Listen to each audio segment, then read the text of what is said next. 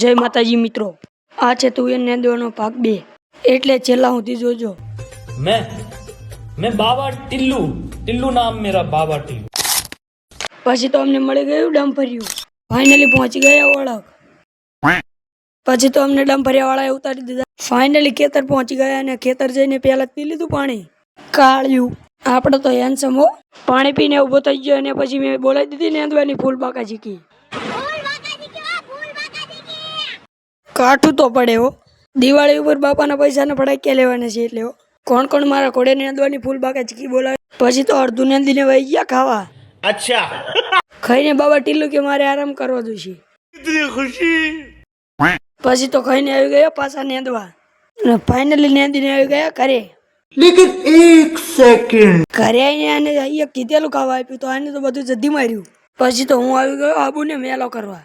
હવે એવા દાડા આવશે કે બકડિયા આમ જોઈને 1 કલાક બેસી રહેવું પડશે। પછી તો હું ઘરે આવીને નહીં ધોઈને થઈ ગયો ફ્રેશ। અને પછી તો આપણને આ ટી શર્ટ ગમી નહીં તે આપણે પહેરી લીધો શર્ટ બદલાઈને હું અને ભૂરા આવી ગયા શક્તિમાના મંદિરે। તુવેર નેંદીને કપાસ વીણવાનું ચાલુ થઈ ગયું હતું એટલે થોડાક દિવસ બ્લોગ